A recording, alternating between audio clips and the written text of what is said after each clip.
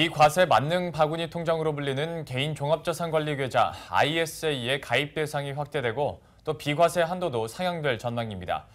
여기에 서민들의 고금리 부담을 덜어주기 위해서 10%대 중금리 대출을 활성화하는 방안이 추진됩니다. 네, 이 금융당국과 여당은 이런 내용을 포함한 10대 금융개혁 과제를 발표했는데요. 자세한 내용 최보윤 기자와 함께 나눠보도록 하겠습니다.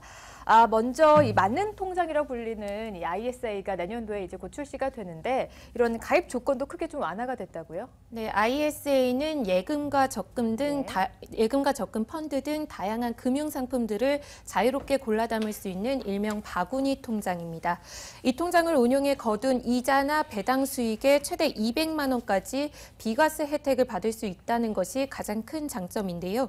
그런데 가입 조건을 근로소득자나 자영업자로 제한해 주부나 프리랜서, 청년 구직자 등은 혜택 볼 수 없다는 지적이 많았습니다. 오늘 정부와 새누리당은 당정 회의를 갖고 ISA의 가입 대상을 확대하고 비과세 한도를 상향하는 방안을 추진하기로 의견을 모았습니다. 관계자들에 따르면 가입 대상의 제한을 없애서 모든 국민이 가입할 수 있도록 하고 비과세 한도를 500만 원까지 상향하는 방안이 추진될 것으로 관측되고 있습니다. 예.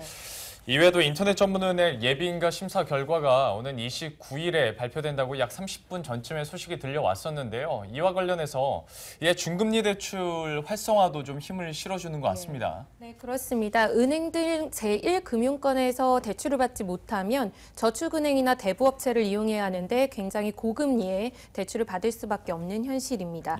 이런 금리 단층 현상을 해소하기 위해서 당정은 10%대 중금리 대출 활성화에 힘을 모으기로 했습니다. 우선 중금리 대출을 많이 취급한 저축은행에는 각종 혜택을 줄 계획인데요. 예를 들어 시중은행과 연계해 중금리 대출을 많이 취급하면 지역 의무대출 비율을 산정할 때 가산해주고 부대 업무를 신청했을 때 중금리 대출 실적에 따라서 우선 승인해주는 혜택을 줄 방침입니다. 또 현재 인터넷 전문은행 예비인가 심사가 진행 중인데 중금리 대출 사업 계획에 따라서 가점을 높이는 방안이 논의되고 있습니다. 이미 인터넷 은행에 출사표를 던진 카카오나 KT, 인터파크 등 3개 컨소시엄은 모두 이 중금리 대출을 중점 사업으로 한 사업 계획서를 제출한 상태입니다. 이 밖에도 당정은 오늘 협의를 통해 보이스피싱 근절과 보험 사기 특별법 제정과 같은 10대 금융개혁 과제를 선정해 발표하고 관련 입법을 속도감 있게 추진하기로 입을 모았습니다. 네, 이렇게 국회 쪽에서 발벗고 나서고 있는 만큼 금융개혁에도 어느 정도 속도가 붙을 전망인데요. 좀 빠르게 진행이 될까요? 네, 정부가 추진 중인 금융개혁이 좀 속도감 있게 추진되려면 관련 법안 처리가 신속하게 이뤄져야 합니다.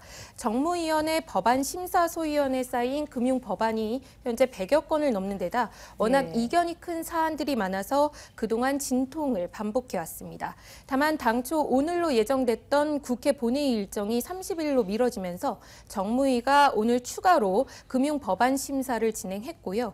이 과정에서 속속 주요 법안들에 대한 여야 간 합의가 이뤄지고 있다는 소식이 전해지고 있는 상황입니다.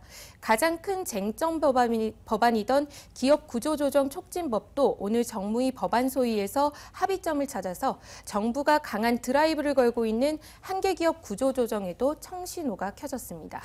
그러면 기초법 얘기를 보다 자세하게 한번 해보도록 하겠습니다. 과연 어떤 내용들이 좀 담겨 있었나요? 네, 기초법은 채권단 주도의 워크아웃을 진행할 수 있도록 하는 근거법으로 지난 2001년에 제정됐습니다. 한시법이다 보니 연장과 개정을 거쳐서 법안이 유지돼 왔었는데 올 연말 또다시 시효가 끝날 운명이었습니다. 정부는 정우택 새누리당 의원을 통해서 이번에는 기초법을 상시화하자는 내용의 개정안을 발의했는데요. 야당의 반발에 부딪혀 올해 말로 법안이 소멸되고 내년 기업 구조조정에 차질을 빚는 것 아니냐는 우려가 큰 상황이었습니다. 하지만 좀비 기업 퇴출에 대한 사회적 공감대가 워낙에 컸고 여야는 결국 진통 끝에 2년 6개월을 한시적으로 한 기업 구조조정 촉진법을 연장하는 데 의견을 모았습니다. 상시화에는 실패했지만 2년 6개월을 한시적으로 한 이 기촉법은 오는 30일 본회의에 상정돼 처리될 전망이고요.